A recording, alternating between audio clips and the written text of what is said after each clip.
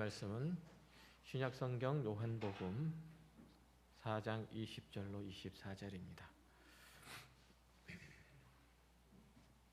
신약성경 147쪽 요한복음 4장 20절로 24절. 우리 다 같이 한 목소리로 합독합니다. 우리 조상들은 이 산에서 예배하였는데 당신들의 말은 예배할 곳이 예루살렘에 있다 하더이다. 예수께서 이르시되 여자여 내 말을 믿으라. 이 산에서도 말고 예루살렘에서도 말고 너희가 아버지께 예배할 때가 이르리라. 너희는 알지 못하는 것을 예배하고 우리는 아는 것을 예배하오니 이는 구원이 유대인에게서 남이라. 아버지께 참되게 예배하는 자들은 영과 진리로 예배할 때가 오나니 곧 이때라.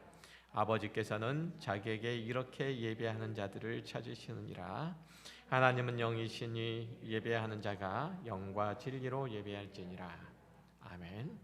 기도합니다. 감사합니다. 하나님, 오늘도 복되고 좋은 날을 저에게 허락하여 주시고 오늘을 통해서 주님을 경배하고 찬미하며 주께 대한 믿음과 사랑의 고백을 허락하여 주시니 감사드립니다.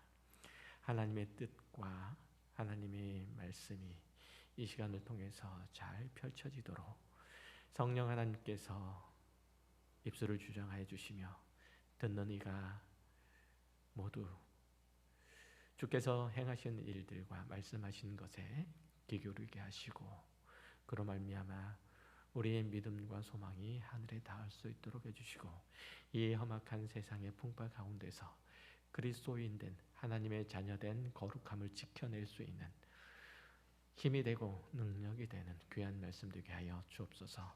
성령 하나님께서 함께 하시는 시간이 되기를 빕니다. 예수님의 이름으로 기도했습니다. 아멘. 반갑습니다. 서로 인사 한번 나누실까요? 네, 감사합니다. 네.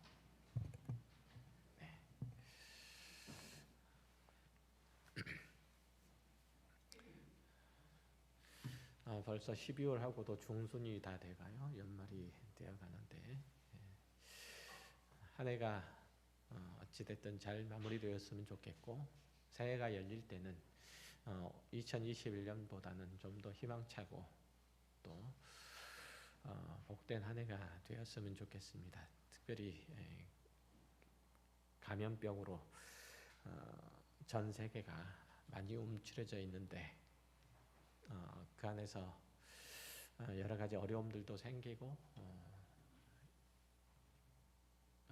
병들고 상처 입은 부분들도 만들어지는데 어쨌든지 하나님의 은혜가 그 모든 곳 가운데 비춰지는 그런 2021년 마지막 그리고 2022년이 되었으면 좋겠습니다. 특별히 올 성탄절은 그래서 이웃과 함께하는 성탄절이 되었으면 하는 바람인데 그게 가능할지 모르겠습니다. 말씀 함께 나누도록 하겠습니다. 물을 좀 달라라고 요청하신 요청으로 시작된 예수님과 수가성 여인과의 대화는 조금씩 깊어지죠. 처음에는 유대인에 대한 사마리아 사람들의 정서 그대로 수가성 여자는 다소 냉정하고 그리고 퉁명스럽게 예수님을 대하죠. 그러나 대화가 계속되면서 이 여자는 조금씩 진지해지고 또 이성이 발동됩니다. 그래서 이렇게 묻죠. 우리 조상 야곱은 이 우물을 줬고 그 덕분에 우리의 삶의 터전이 여기 생겼는데 당신이 이 우물의 물 말고 깊은 땅에서 솟아나는 생수를 주신다니 당신은 우리 조상, 우리에게 삶의 터전을 준 우리의 조상 야곱보다 더 위대한 사람입니까? 라고 묻죠. 이 질문은 팍팍한 자기 현실의 한계, 수가성 여인의 한계를 토로한 질문이었던 거죠. 그러다 주님께서 이렇게 말씀하세요. 내가 주는 물은 그런 것이 아니라 사람의 마음 깊은 곳에서 생겨나는 그 갈증을 해결하는 영원토록 솟아나는 샘물이다라고 대답하시죠. 사람들에게는 영혼의 갈증이 있고 또 그것을 채우기 위해서는 주님이 주시는 생수를 마셔야 된다라는 의미죠. 수가성 여자는 그 말씀의 의미를 제대로 이해하지 못하고 그런 물이 있으면 내게도 좀 주어서 내가 다시는 목마르지도 않고 또 여기에 물을 길러 올 수고도 하지 않았으면 좋겠습니다. 이렇게 다소 누그러지기는 했지만 여전히 물리적인 육체적인 그 한계, 그 영역에서 벗어나지 못하는 자기 필요를 말하죠. 하지만 이전보다는 이 여자의 마음이 훨씬 더 열리고 누그러진 것을 확인하신 예수님께서는 대화의 주제를 이제 물에서 남편에게로 옮겨가시죠. 뭐라고 말씀하시죠? 내 남편을 불러오라 라고 말씀하세요. 뜬금없는 소리 같지만 사실 이 두 주제는 전개되는 이야기의 성격상 서로 굉장히 밀접하게 연관되어 있습니다. 이 수가성 여자에게 있어서는 물이나 남편 모두 그녀의 생존에 없어서는 안 될 존재였다는 거죠. 우물의 물이 그 여자의 건조 지역에서 생명을 유지하는 굉장히 중요한 수단이었다면 5명이나 되는 남편은 광야와 같은 팍팍한 그녀의 삶을 살아가는 데 있어서 힘과 그리고 그늘과 방패가 되는 그런 존재였던 거죠. 그런 의미에서 이 여자에게 남편은 그 생존에 있어서 필수적인 존재였고 그래서 동네 사람들의 비난과 조롱을 감수하면서까지 5번이나 결혼할 수밖에 없었고 지금도 그런 이유 때문에 다른 남자와 살고 있는 거죠. 옛날 표현으로 보면 참 팔자가 사나운 사람인데 그토록 민감하고 조심스러운 부분을 이 여자의 민감한 부분, 아픈 부분을 주님께서는 훅 밀고 들어오시죠. 네가 남편이 없다는 말이 옳다. 나는 5번이나 결혼을 했고 지금 함께 사는 사람도 남편 역할, 네 남편 역할을 충분히 해주고 있지 않다. 예수님께서는 이 여자에게 남편 문제를 보게 하심으로써 그녀가 진정으로 목말라 하고 있는 것을 직면하게 하시죠. 그렇게 하심으로써 이제 그녀에게 정말 아니 인간에게 정말 필요한 것이 무엇인지를 깨닫게 하십니다.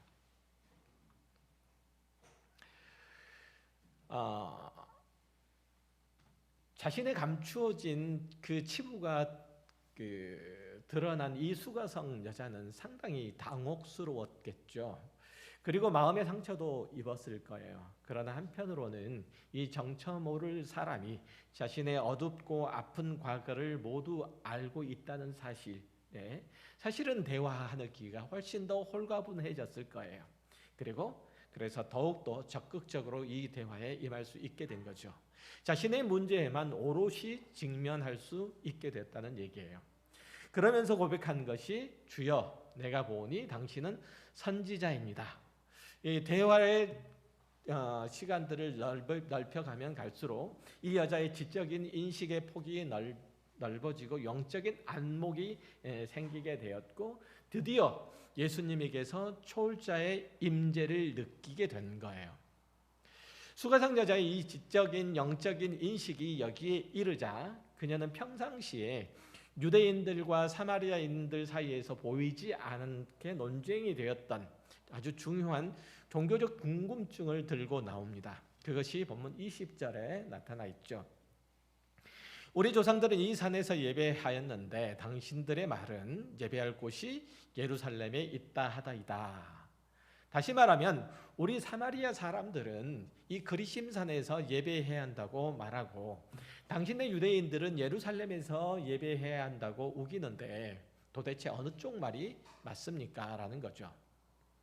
그리심산에서 예배하는 것에 대해서 잠깐 말씀을 드리면 시간을 거슬러 모세 시대까지 나아가죠. 모세가 이스라엘 백성들을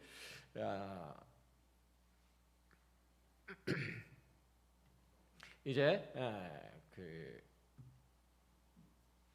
애굽에서 탈출을 시켜서 가나안 땅으로 인도해 나간 지 언 40년이 지나죠. 모세가 광야길을 따라서 이들을 인도해 왔기 때문에 이스라엘 백성들은 이제 요단강 동쪽에 있는 모압 평지에 있는 거죠. 그리고 거기서 모세는 더 이상 앞으로 더 나가지 못하고 하나님의 부르심을 받죠. 그의 임무가 다 끝난 거예요. 그 전에 모세는 이스라엘 백성들이 가나안 땅에 들어가서 지켜야 될 것들을 당부해요. 그곳에 들어가서 그 땅을 다 차지하고 난 다음에는 그 모든 이스라엘 백성들이 다 세겜에 모여서 그리고 하나님의 말씀을 들어라. 그리고 뿐만 아니라 그리심산에서 축복을 선포하고 예발산에서 저주를 선포하라라고 그렇게 말하죠. 그 내용은 뭐냐면 축복의 내용과 저주의 내용은 뭐냐면 너희가 가나안 땅에 들어가서 하나님의 말씀대로 살아가면 복을 받을 것이로되 하나님의 말씀을 거절하고 불순종하게 되면 하나님의 저주를 받을 것이다 라는 거죠. 그 말을 이스라엘 백성 스스로가 자기 입으로 선포하라고 하는 거예요. 그러니까 그리심산에서는 축복을, 에발산에서는 저주를. 이게 이제 신명기 11장 29절 이하에 나타나 있어요. 넘겨보시면 나타나 있어요. 거기 보면 그리심산은 이스라엘 백성들이 하나님의 말씀에 순종하기로 고백하고 그리고 약속한 산이에요. 그리고 하나님께 불순종하면 에발산에서 약속한 대로 저주를 받게 될 것을 말하고 있죠. 그리심산과 에발산은 세겜을 사이에 두고 있는 서로 마주보고 있는 산인데 이곳은 이스라엘 백성들이 하나님의 말씀에 순종하고 또 그분만 따르고 사랑하리라고 하는 맹세를 상징하는 곳이기도 했어요. 덧붙여서 그들에게 있어서 그리심산은 축복의 산인과 동시에 예배를 드리는 장소이기도 했죠. 신명기 12장 5절 이하에 보면 그 내용이 잘 나타나 있는데요. 그러니까 하나님께서 이스라엘 백성의 모든 족속들이 그분을 예배하기 위해서 어떤 장소를 정하고 그곳에 하나님의 이름을 두게 하셨는데 그게 이제 신명기 12장에 나타나 있어요. 그러니까 12장에서는 그 구체적인 장소는 언급되어 있지는 않지만 아까 읽었던 신명기 11장에서 자연스럽게 흘러나온 얘기들이 12장으로 이어지는 것들을 보면 그 산이 그리심산인 것을 부정할 수는 없어요. 그뿐만 아니라 이 지역에 얽힌 역사적인 배경들을 보더라도 그런 축제는 확신 있게 다가오는 거죠. 창세기 12장 6절 이하를 저희가 잠깐 읽어볼게요. 아브라함이 그 땅을 지나 세겜 땅 모래 상수리 나무에 이르니 그때 가나안 사람이 그 땅에 거주하였더라. 여호와께서 아브라함에게 나타나 이르시되 내가 이 땅을 내게 내 자손에게 주리라 하신지라. 자기에게 나타나신 여호와께 그가 그곳에서 제단을 쌓고 거기서 베델 동쪽 산으로 옮겨 장막을 치니 서쪽은 베델이요 동쪽은 아이라. 그가 그곳에서 여호와께 제단을 쌓고 여호와의 이름을 부르더니. 자, 여기 나타나 있는 베델과 아이 사이 이게 바로 세겜 땅이에요. 아까 읽었던 신명기 11장과 또 이 말씀을 이제 종합을 해보면 그리심산은 세겜 지역과 모래 사이에 가까이 세겜 지역에 있는 모래에 가까이 위치해 있음을 알 수 있어요. 그뿐만 아니라 이스라엘 조상 아브라함이 이 제단을 쌓은 곳이라면 상당히 유다 사람들이나 아니면 사마리아 사람들 할 것 없이 상당히 유서 깊은 곳으로 아주 중요하게 여겼을 거예요. 시간이 흘러서 다윗의 뒤를 이은 솔로몬이 왕이 되고 난 뒤에 이 성전을 건축을 할 때 성막이 있던 곳을 사용을 했는데 그곳은 다윗성이 위치한 예루살렘이었어요. 그러니까 세겜 지역의 그리심산이 아니고 그 성전은 예루살렘의 성전을 지었던 거죠. 이게 바로 시온산이죠.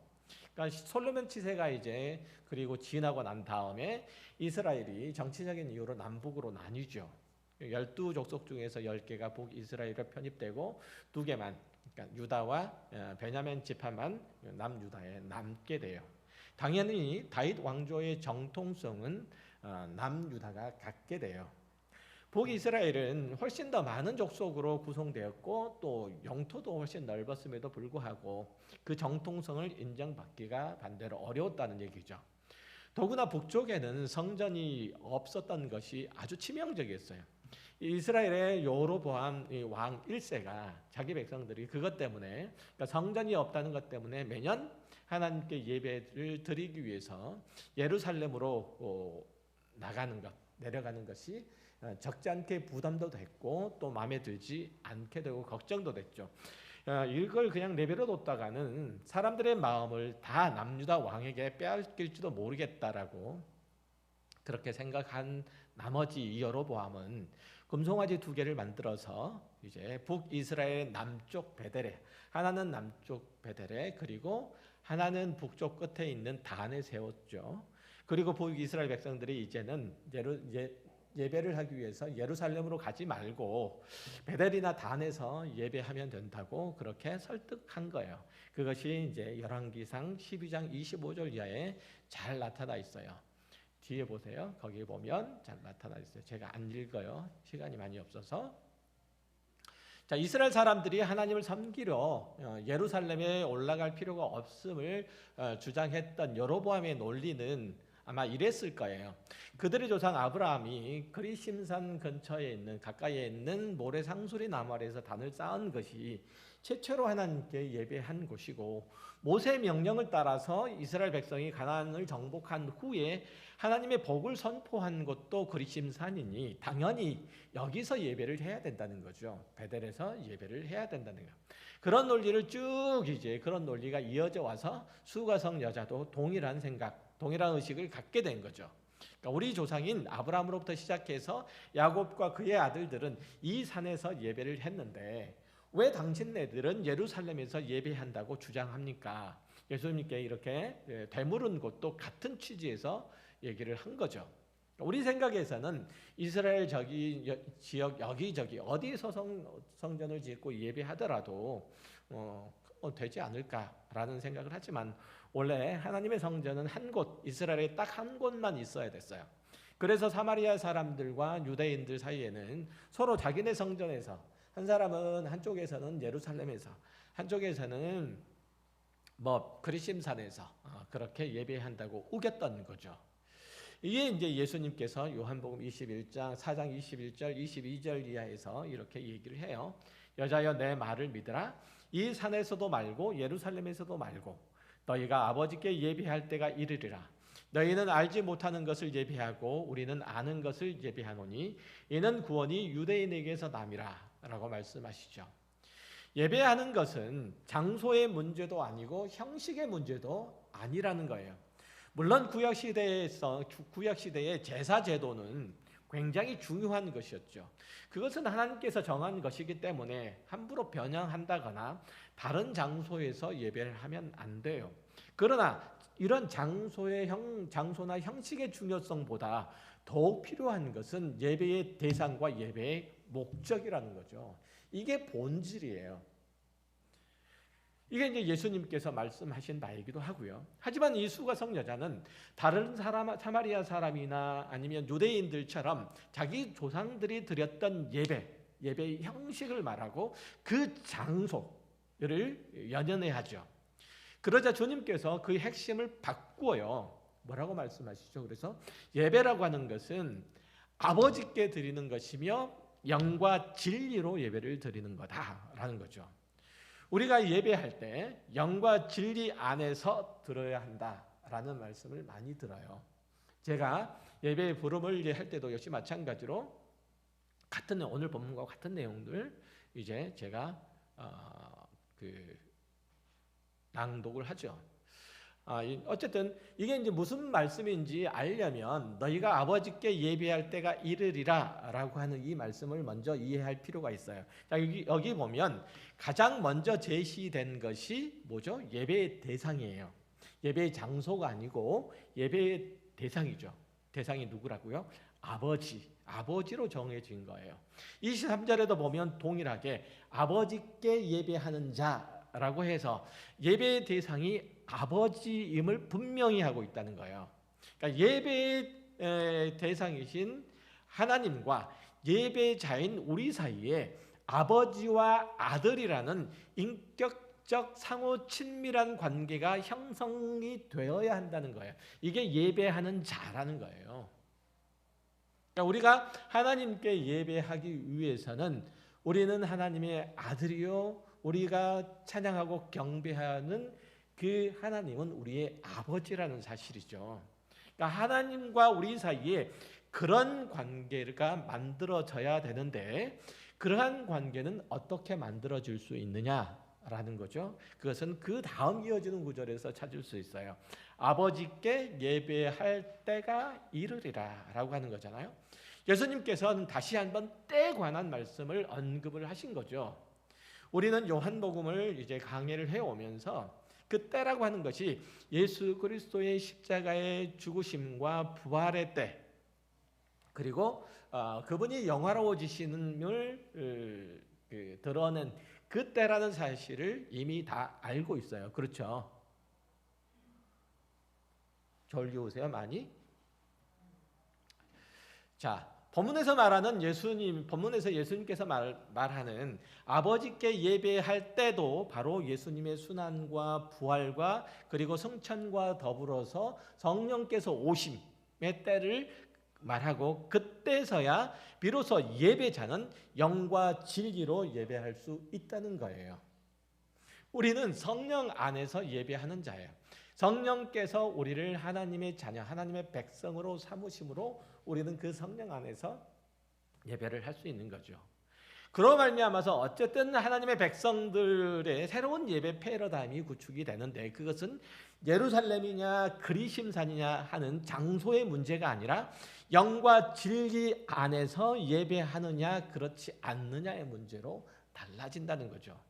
다시 말하면 예배란 하나님 아버지와 교제를 나누는 자만 드릴 수 있는 것이고, 그런 그가 하나님을 자기 아버지로 여기고 그에 합당한 대접을 해드리는 게 예배라는 거예요. 예배는 장소나 방법의 문제가 아니라 예배자 자신의 문제라는 거죠. 결국 예배는 하나님께 대한 철저한 의존성의 자기 표현이에요. 나는 하나님께 의존되어 있습니다. 나는 하나님께 귀속되어 있습니다. 나는 하나님의 말씀과 하나님의 인도하심 없이는 나는 이 땅에서 패배자로, 낭패자로 살아갈 수밖에 없습니다라는 고백으로서 예배를 드리는 거예요. 오늘 이 자리에서 하나님께서 나에게 은혜를 베푸시지 않으면, 오늘 이 자리에서 하나님께서 나에게 말씀하시고 그 말씀이 나에게 아멘으로 받아들이지 않으면 나는 이 땅에서 목숨 부지하고 살아가기 어렵습니다 라는 고백이에요. 이런 관계는 어떻게 만들어질까요? 물론 당연히 예수 그리스도 안에서 만들어지죠. 그래서 예수님께서 아버지께 예배할 때가 오나니라고 그렇게 말씀하신 거예요. 예수님만이 하나님이 누구신지 밝히실 수 있는 거죠.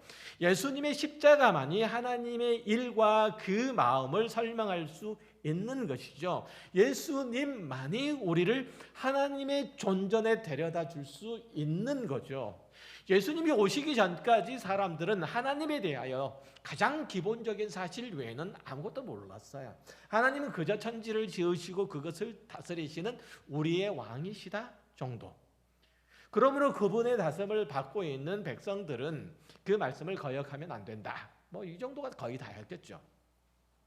그러나 예수님께서 오시자 비로소 우리는 하나님이 누구신지 알게 되었다는 얘기예요.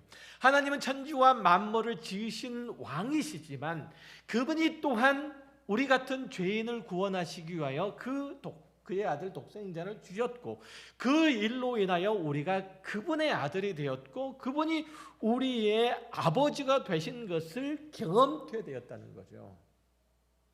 아버지는 단순히 그 자녀들에게 물질적 필요를 채워주는 존재만이 아니라 인격적 긴밀한 관계 아래 있고 끊을 수 없는 혈육이고, 그의 사랑을 충분히 풍성히 베풀어 줌으로써 자녀의 삶에 관여하죠.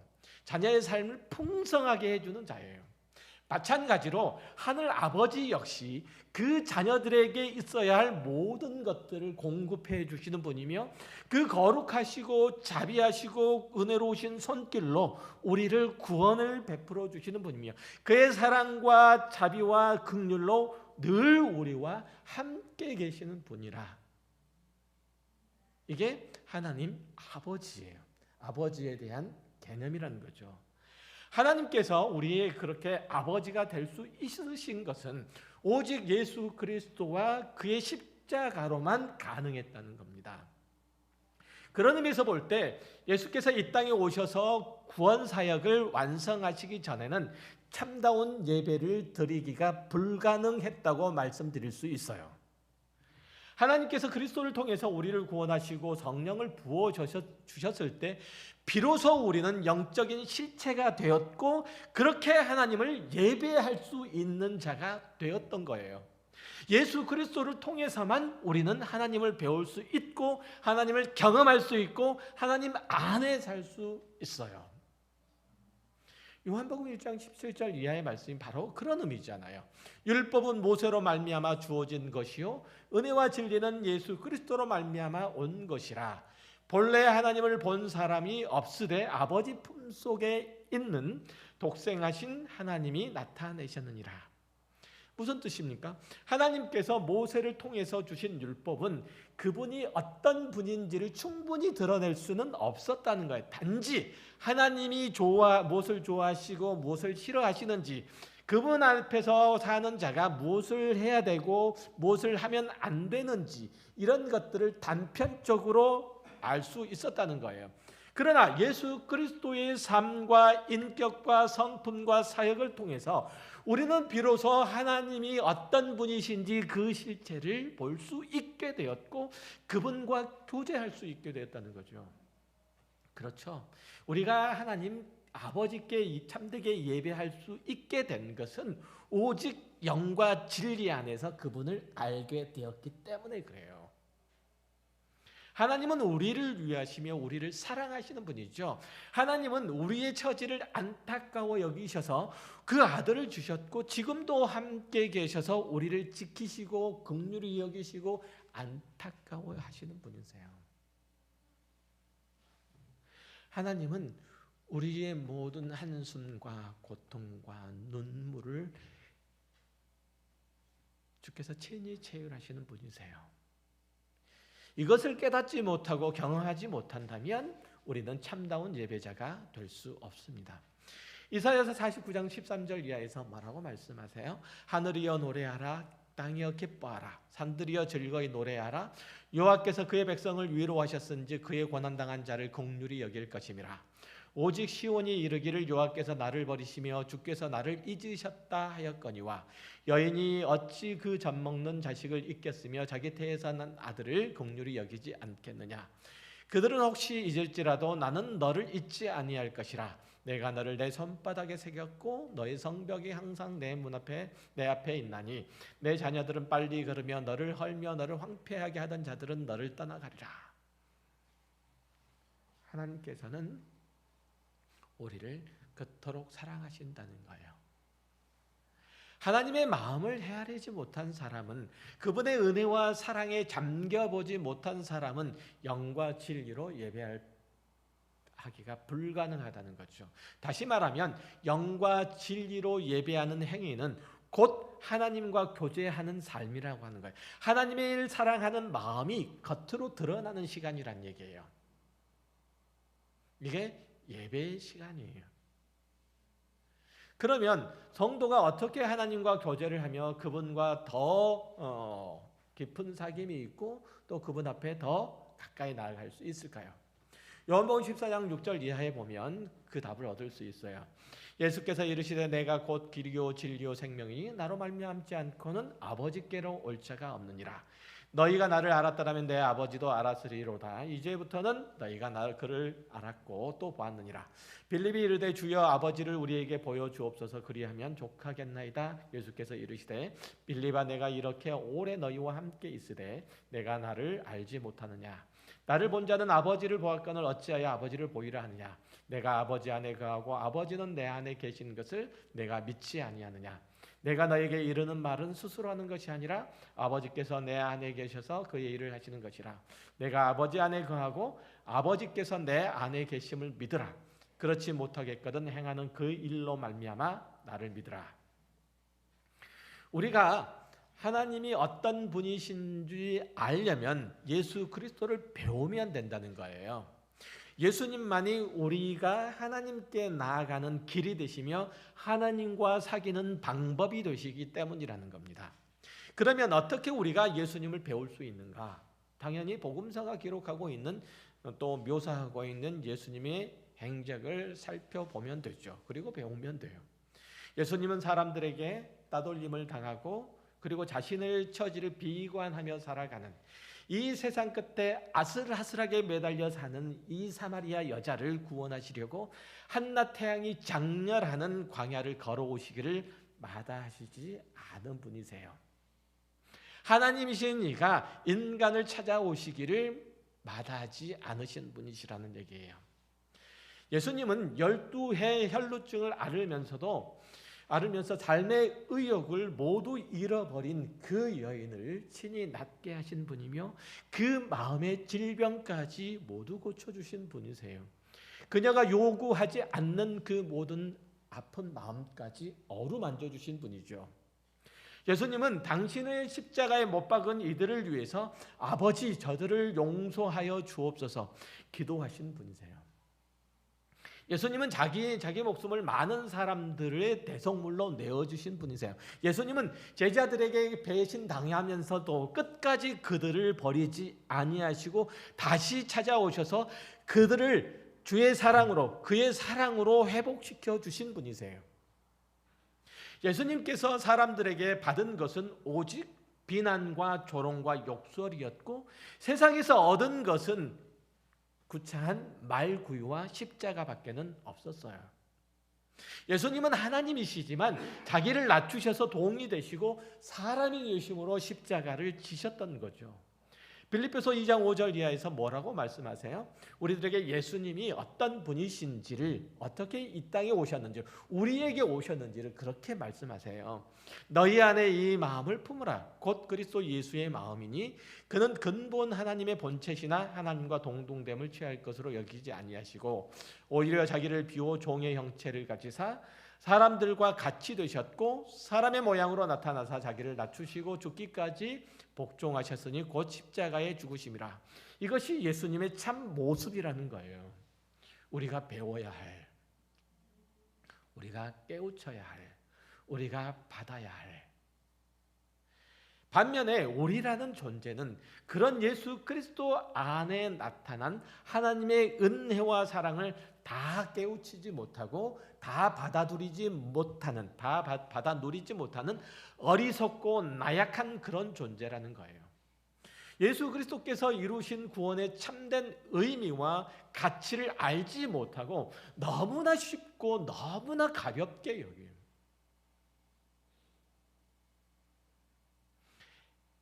하나님께서 예수 그리스도를 통해서 당신을 구원하셨습니까? 당신을 구원하셨습니다. 이러한 선포가 여러분의 심장을 뛰게 합니까? 그런 얘기를 들으면 여러분의 심장이, 여러분의 마음이 두근반 세근반 합니까?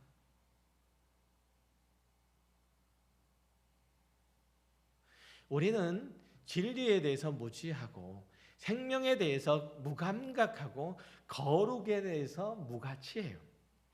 육신의 것, 땅의 것들만 볼 줄 알지 하늘의 신령한 것들을 갈망하지 않아요.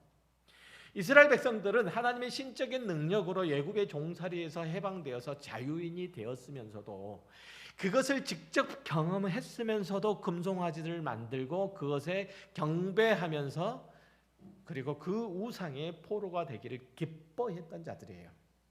출애굽기 32장 4절에 보면 이렇게 말하죠. 아론이 그들의 손에서 금고리를 받아 부어서 조각칼로 새겨 송아지 형상을 만드니 그들이 말하되 이스라엘아 이는 너희를 애굽 땅에서 인도하여 낸 너희의 신이로다 하는지라. 이스라엘은 모세가 시내산에 올라가서 한동안 내려오지 않자 아론을 시켜서 자기네들을 젖과 꿀이 흐르는 가나안 땅에 인도할 신을 내놓으라고 다그쳐요. 그래서 기껏 만들어낸 게 금으로 된 송아지 형상이었죠. 어리석은 인간이 자기 종교성을 표현한다고 하는 것이 기껏 동물의 형상을 만들고 거기에 절하는 것밖에 없는 거예요. 그것들은 인격적 존재를 숭배의 대상으로 삼은 것이 아니라 자기의 손으로 만든 것에 자기 머리를 조아린 거죠. 얼마나 미련한 거예요. 인간은 자기가 돌을 깎아 만들고 흙으로 빚어서 만든 것에 고개를 숙일 만큼 영적인 문제에 대해서 아둔하고 눈이 먼 존재예요. 이스라엘 백성들의 우상 숭배 행위는 비단 출애굽 시절뿐만 아니라 구약 역사 내내 이어지잖아요. 결국은 그들이 그것 때문에 바벨론 포로로 끌려가요. 그리고 종로로 탈 때에서야 비로소 정신을 차리죠. 아니 그때는 무엇을 깎아 만들어서 숭배할 만한 시간적인 여유가 없었고 마음의 여유가 없었던 거죠. 무엇을 바라고 소망할 만큼 작은 틈도 없었어요. 뭔가 좀 될 수 있겠다 라는 계산이 서야 그것이 이루어지도록 바라고 또 빌기도 할 텐데 그럴 만한 여지가 아무것도 없는 거예요. 그때서야 그들은 하나님에 대해서 생각할 수 있었던 거죠. 그렇게 선지자들이 지적하고 말을 해도 알아듣지 못하고 돌이키지 않다가 자신들의 처지가 극단적인 상황에 몰리자 아무것도 의지할 수 없을 때야 비로소 그 꿈에서 깬 거예요. 그 우상이 자기들에게 뭔가를 해줄 수 있다는 그 꿈에서요. 여러분 생각해 보세요. 그들은 금으로 깎아 만든 금송아지를 숭배했지만 여러분들이 만들고 있는 금송아지는 무엇인지, 깎아서 열심히 정성 들여서 경배할 것이 무엇인지, 돈인지 명예인지 건강인지 사람들의 관계인지 주인지 권력인지 무엇인지 한번 보세요. 심지어 여러분의 행복인지 무엇을 깎아 만들고 있습니까? 이스라엘 사람들은 바벨론 포로에서 돌아와서는 더 이상 우상 숭배를 하는 일은 잘 안 해요. 그러면 정신을 차리고 하나님을 잘 섬겼느냐? 그렇지 않아요. 이제는 그 우상 섬기던 자리에 뭐가 들어오냐면 유대주의가 그 빈 자리를 메워요. 이들은 마음을 다해서 하나님을 사랑하고 섬기기보다는 율법을 연구하고 종교적 그리고 도덕적인 경건을 추구하는 쪽으로 온 힘을 다 쏟아요. 우리가 잘 아는 바리새인들은 종교적 경건 생활에 대한 규칙을 잘 만들고 도덕적인 규범을 잘 세워서 그것을 지키는 것이 곧 신앙이라고 여겼어요. 우리 중 대부분도 그렇게 생각하죠.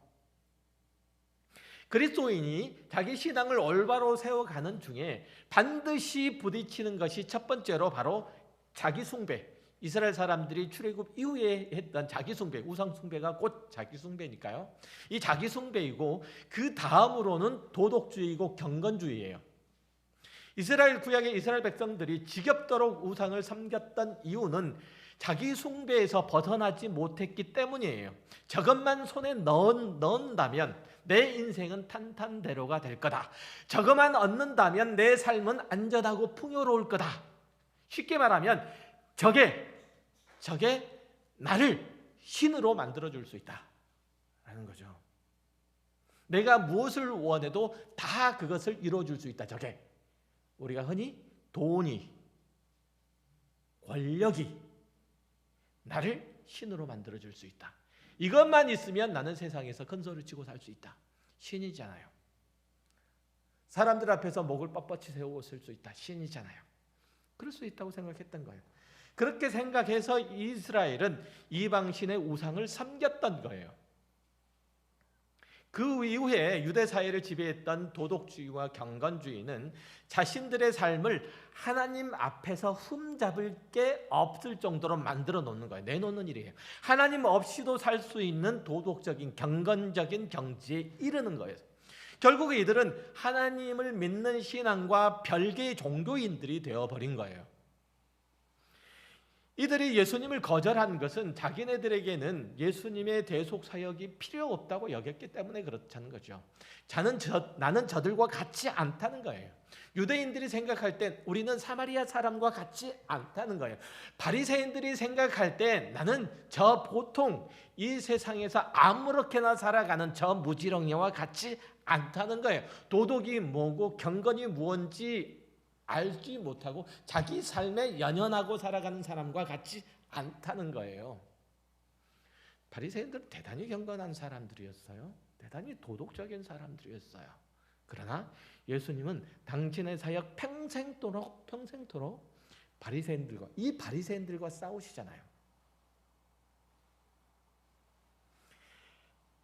바리새인들은 하나님 앞과 그리고 사람들 앞에서 자신만만했던 거예요. 이것도 역시 마찬가지로 기독교 신앙의 큰 대적이에요. 우리는 영과 진리로만 하나님 앞에 서야 해요. 하나님께서 창조주이시고 구원자이심을 온 인격과 온 삶을 통해서 고백해야 되는 거예요. 이게 참된 예배자의 모습이죠. 하나님께서 오늘 나에게서 외면하면 나는 아무런 가치 없는 존재가 될 수밖에 없다는 것. 나는 이 세상 가운데서 무방비로 놓여질 수밖에 없다는 것. 나는 이 세상에서 아버지 없는 고아처럼 살아갈 수밖에 없다는 것을 고백하고 그 앞에 나오는 자. 오늘 하루, 오늘 일주일, 그리고 오늘 1년, 나의 평생 하나님께서 나를 지켜주십시오. 나를 인도해 주십시오. 나를 가르쳐 주십시오. 나를 당신의 의의 길로 인도해 주십시오라고 고백하고 자신의 전부를 하나님 앞에 내려놓는 것. 이것이 예배자죠.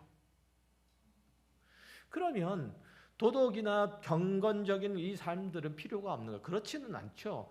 그것들은 한 사람이 신실한 그리스도임을 나타내는 훌륭한 외적인 형식이에요. 하나님을 사랑하는 이가 도덕적으로 엉망이고 경건한 생활을 거부한다는 이거 말이 안 되는 거예요. 그게 전부인 줄 아는 게 문제이지 그걸 거부한다는 건 그것도 말이 안 되는 거죠. 성경이 하나님의 사람들에게 요구하는 형식들은 그분께 대한 성의 표현을 얘기하는 거예요. 형식은 하나님께 대한 성의 표현이에요. 성경이 하나님의 사람들에게 요구하는 형식들은 바로 그런 거예요. 그것이 내용을 대체할 수는 없지만 하나님께 대한 사랑과 정성이 넘치면 자연스럽게 형식도 생기는 법이에요. 예를 들어서 사랑하는 여자에게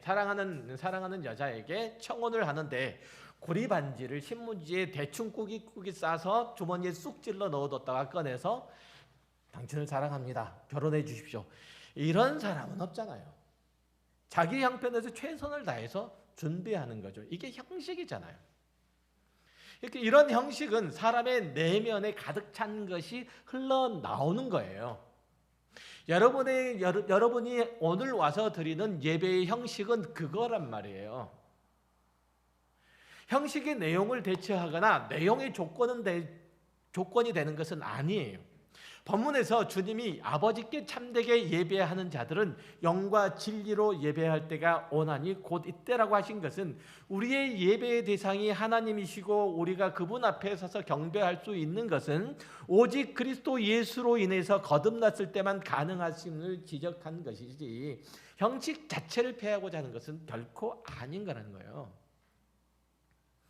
여러분은 그렇다면 성령으로 영과 성령으로 예배를 드리고 있습니까?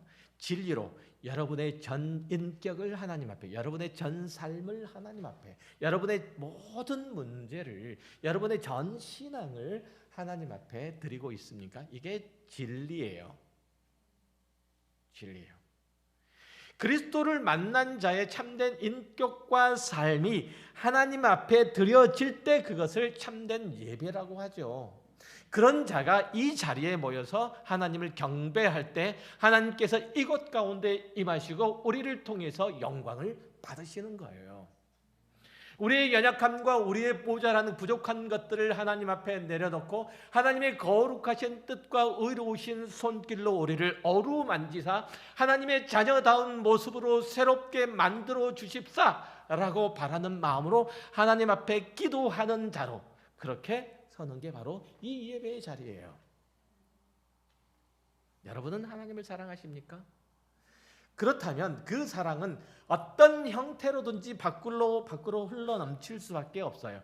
여러분이 진심으로 하나님을 찬양하기를 원한다면 그분의 말씀을 귀담아 듣고 따를 수밖에 없다는 거예요. 마태복음 22장 35절 이하의 말씀에 이렇게 나와요. 그 중에 한 율법사가 예수를 시험하여 묻되 선생님, 율법 중에서 어느 계명이 크니까? 예수께서 이르시되 내 마음을 다하고 목숨을 다하고 뜻을 다하여 주 너의 하나님을 사랑하라 하셨으니 이것이 크고 첫째 되는 계명이요 영과 진리로 드리는 예배는 하나님에 대한 사랑이 흘러 넘치는 것이 외적으로 표현된 형식이다라고 말하고 있는 거죠. 우리는 게으르고 나태하고 부주의하고 미련하고 나약해서 늘 하나님을 최고로 사랑할 수 없지요. 그래서 늘 온전한 예배를 드릴 수는 없어요. 하지만 성령 안에서 우리의 신앙의 인격과 삶을 드리려고 몸부림쳐야 돼요. 그것이 이곳에 예배 드리는 자의 예배의 태도이고 우리들이 우리의 삶의 현장으로 흩어졌을 때 우리의 삶 속에서 만들어내야 되는 것들이에요. 이루어내야 되는 것들이에요. 참된 예배죠.